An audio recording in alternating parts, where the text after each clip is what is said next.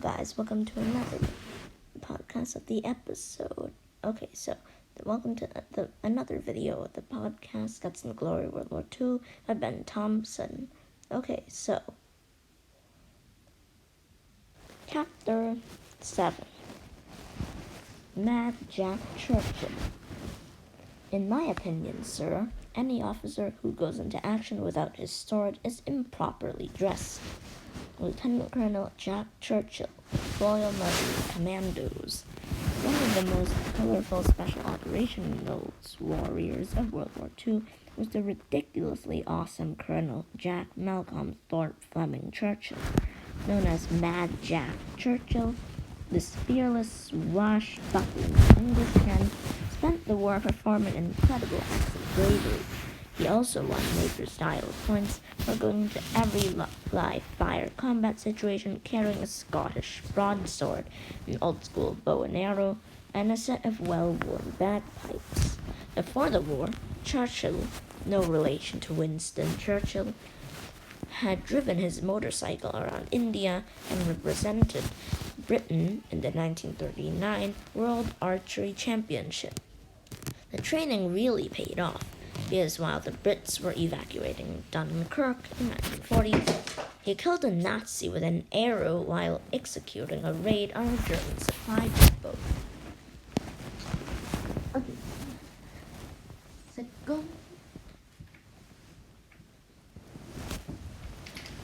Supply depot, an operation he took on without any authorization. He'd be shot in the neck by a Nazi machine gun a couple of days later, but this didn't stop him from saving the life of a fellow soldier, making his way back to England and joining up with a brand new special forces unit known as the Commandos. Mad Jack wasn't really sure what a commando was, but he wanted in. And on his first mission, he was ordered to lead a small team of Super Jack secret agents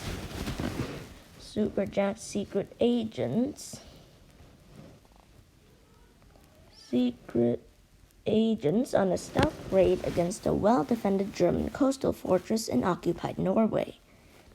Moments before the mission began, Jack was blasting the March of the Cameron Men on his bagpipes as hard as a human being could possibly pipe it. When the landing ramp hit the water, he raised his shining steel Scottish-style claymore broadsword over his head and charged, screaming, "Commando!" He captured the fortress in under 20 minutes.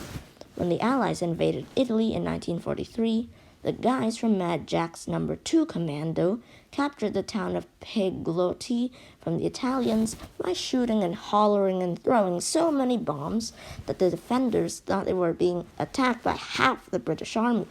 Mad Jack had just 50 men under his command. 136 Italians surrendered to him. Then, just to one-up that feat of heroic epicness, Churchill and his aide captured 42 German prisoners and a mortar team in one night, using only his broadsword. He took a guard as a human shield, went from guard post to guard post, and ordered the men to surrender in such a commanding and charismatic way that they basically just snapped to attention and said, "Yes, sir." Mad Jack was eventually taken prisoner while fighting alongside Joseph Tito's partisans, an anti-Nazi resistance group in Yugoslavia. Out of bullets for every gun he had, including his pistol, Jack started playing sad songs on his bagpipes until the Germans threw hand grenades at him to get him to stop. He was taken to a Nazi POW, prisoner of war camp in September 1944, but immediately dug a tunnel out of there and avoided capture for 14 days before being brought back in. Shortly after that, he escaped again, this time by jumping out of a moving truck as he was being transported to a different prison. He ran back to the Allied lines, finished out the war, and later received a medal for rescuing doctors, students, and patients from a Jerusalem hospital while the city was under attack at the height of the 1948 Arab-Israeli War.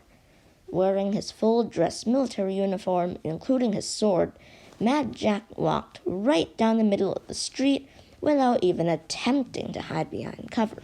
The guys who were shooting rockets at the hospital were so confused that they didn't shoot at him.